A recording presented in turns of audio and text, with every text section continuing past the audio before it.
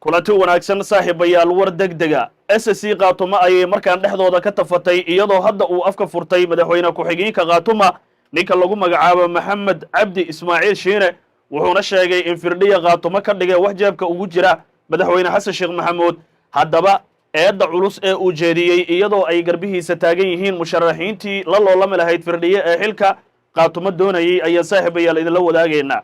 dhinaca kale waxaa laascaanood ku qulqulaya weli wafuud beeshii mareexaan ayaa halkan gaartay dadkii mas'uuliyiinta ee ka socday iyagoo fariin culus halkan ka diray daaroodna u diray fariin weyn sidoo kale waxaan soo gudbinaynaa dhinacyo kale oo hadlay iyo sidoo kale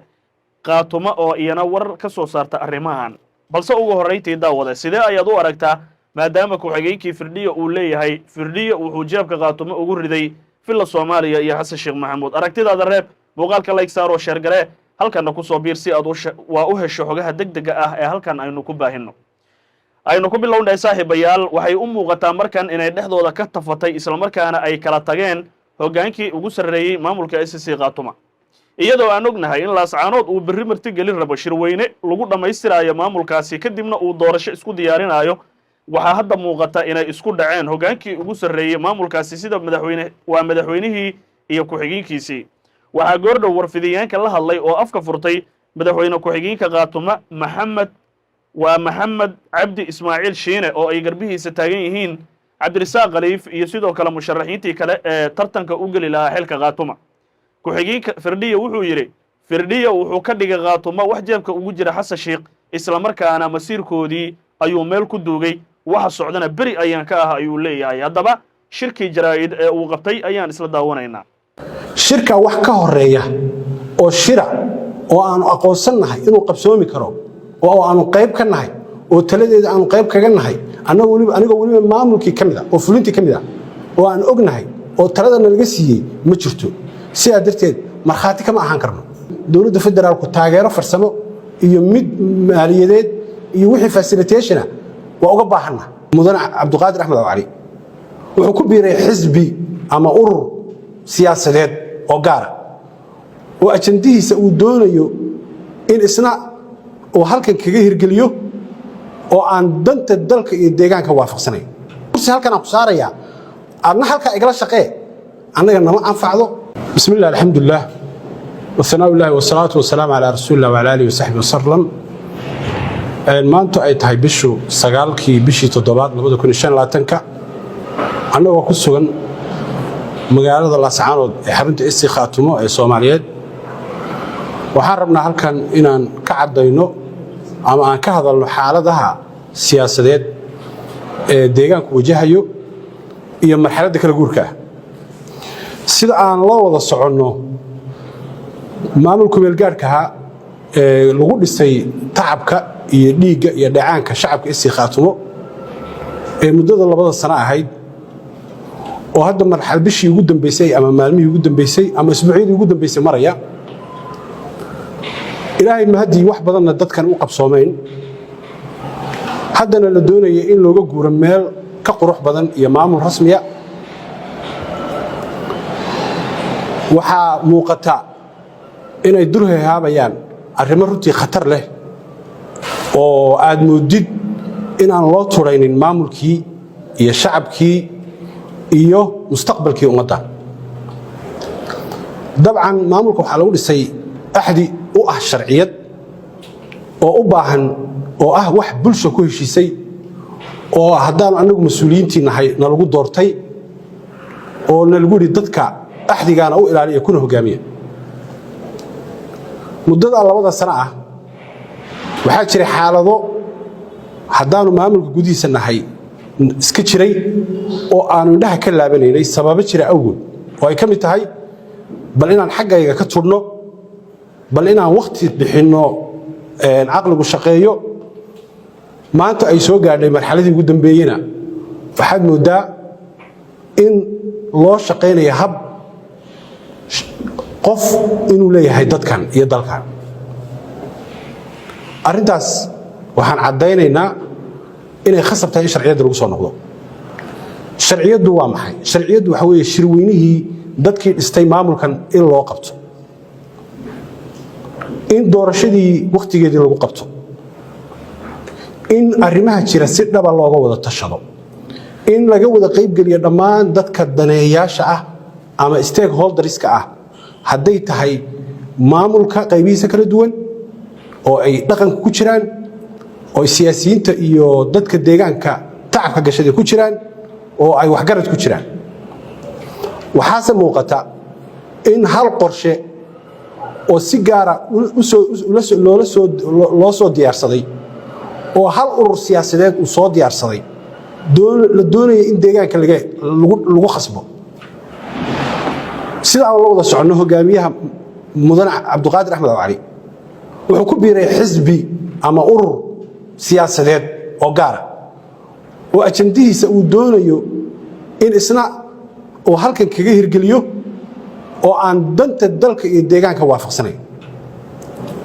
waxaa laga yaabaa in la isweydiiyo maamulka inay cidi ku soo biirto miyaa la diidan yahay maya waddada loo marayo iyo hanaanka loo marayo hab sharcigu qeexayo laga wada tashaday la isku og yahay unbaa loo mari karaa annagu dowladda federaalka waa ka mid nahay waana ka tirsanahay laakiin ismaamul hoosaad baa nahay talada dad badan bay ka dhaxaysaa waxaan odhan lahaa arrintu meel xasaasiya maraysaa waxaan soo jeedin lahaa sharciga in lagu soo noqdo oo shirkii loo ballansanaa ee dadkii maamulkan dhistay ay u ballansanaayeen inaan shir kale ka hormari karin shirkaasaa dadku u ballansanaayeenba waxaa lagaga hadli doonaa waxa la soo kordhisanayo iyo sida loo kordhisanayo iyo sida loo wajahayo shirka wax ka horeeya oo shira oo aanu aqoonsannahay inuu qabsoomi karo oo aanu qayb ka nahay oo taladeeda aanu qayb kaga nahay anigoo weliba maamulkii ka mid ah oo fulintii ka mid ah oo aan ognahay oo taladana laga siiyey ma jirto sidaa darteed markhaati kama ahaan karno mustaqbalka dadka iyo dadka meesha madow lagu wado dadkan waxooda iyagaa dhistay iyagaa isu yimid cidi uma yeedhin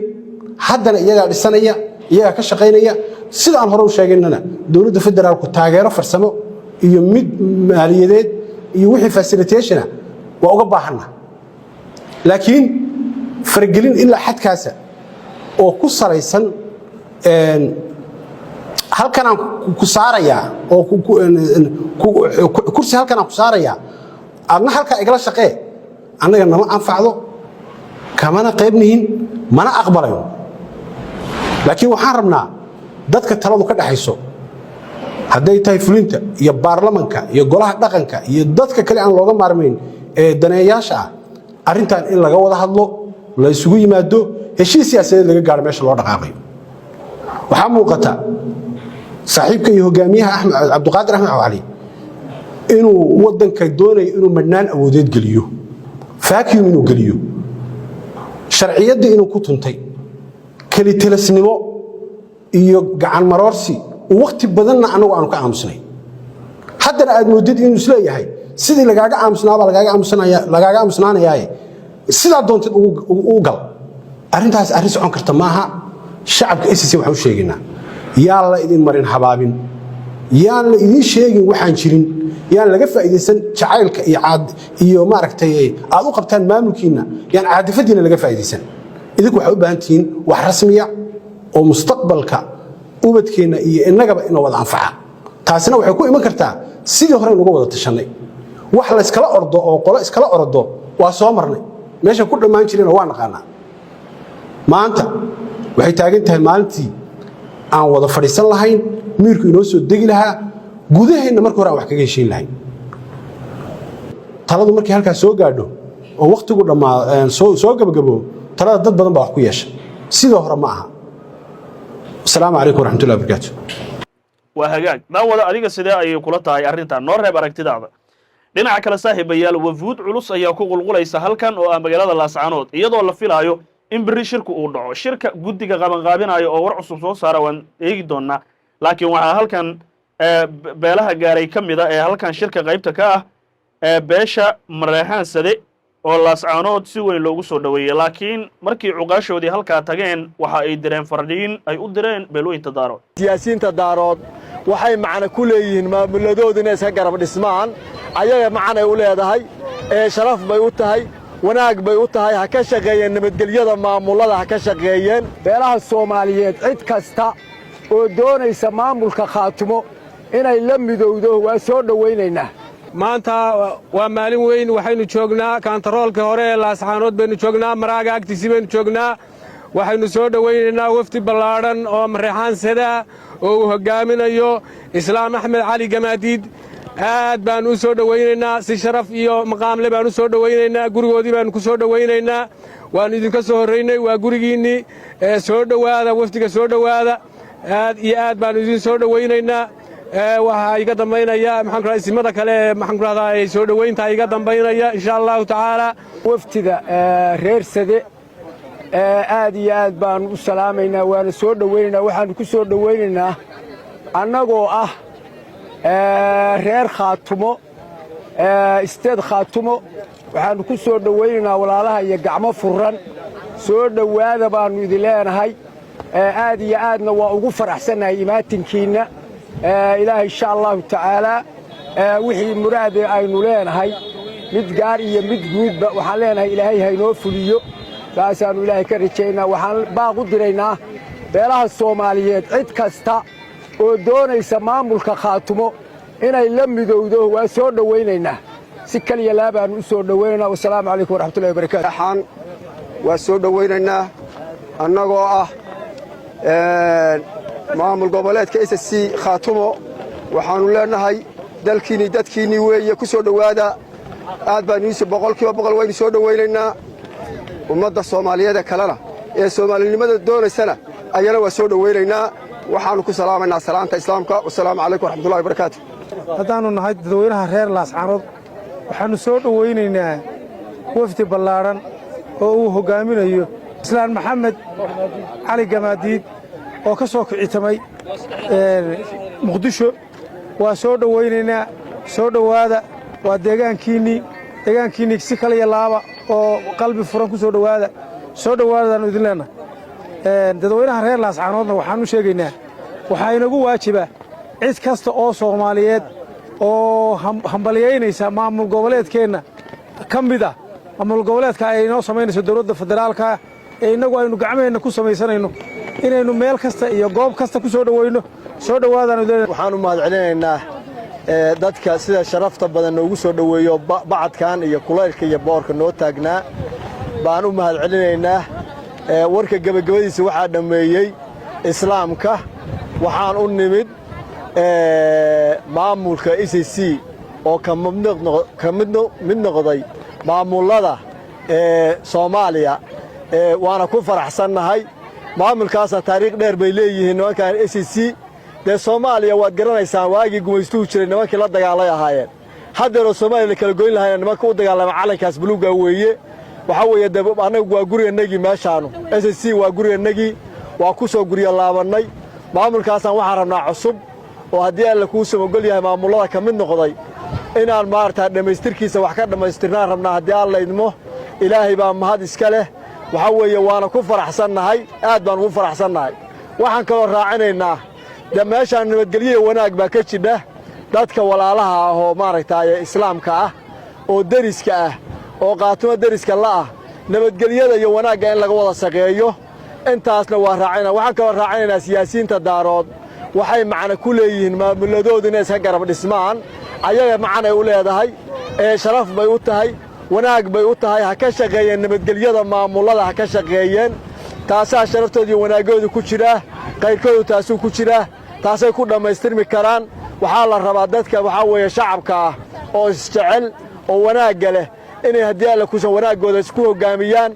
maamulada iska rabdegan ay noqdaan iskaabaan waa ku boorigeliinaynaa waa ku boorinaynaa arrintaasaan ku boorinaynaa siyaasiyiinta saasaan ku boorinaynaa waxaan ku baaqaynaa derisyada kale oo deriska la'ah Khaatumo nabadgelyaan ugu baaqaynaa Khaatumo warkaasoo nabadgelyo u fadhida qofna hadda weerar kuma ahan Khaatumona nabadgelyada inay ka shaqaysaa ayaan ugu baaqaynaa asalaamu calaykum waraxmatullaahi wabarakaatu aad iyo aad baan haddaan waftigan aad iyo aad baan reer Khaatumo u soo dhaweynaynaa waa walaalaha iyo waana jecelahay waxaan leenahay halkan dad badan oo daaroodaha degan Puntland baa degan Khaatumaa degan Mareexaan leelkasaa ku xiga Mareexaan baa ku xiga way isxigaan waxaan leenahay walaalayaal wanaag iyo nabadgelyo iyo sharaf iyo isjacayl ha lagu noolaado ha lagu wada jiro wada jirka baa lagu yahay wanaag iyo sharafta wada jirka ku jirta marka waxaan leenahay walaalihiin adinkuna soo dhaweeya ayaguna hayna soo dhaweeyeen walaalnimadana ha la ilaaliyo sharaftana ha la ilaaliyo marka waxaan leenahay waa mahadsantihiin khaatimo waxbaan ku leenahay waxna waa ka dhisaynaa waxna waa la dhisanaynaa ogaada hadalkaas khaatimo keligeed maaha walaalay leedahay garab bay leedahay waxay gar ku leedahayna waa la qabanaynaa waxay ku gardarantahayna waa ka qabanaynaa marka aad iyo aad baa u mahadsantihiin alxamdulilah wasalaatu wasalaamu calaa rasuulillaah ashhadu an laa ilaaha ila allah waashhadu anna muxammadan cabduhu warasuuluh allaahuma waafiqnaa limaa tuxibu watardaa awalan soo dhowaynta sharafa badan oo aadna soo dhowayseen ood kal iyo laab iyo si maxaanku idhaahdaa mugli aad noogu soo dhowayseen oo aad u dulqaadateen soo dhowaynta aad nagu sharfaysaan adinkoo u taagan qorraxdii iyo wakhtigii aadna soo siiseen haddii aad tihiin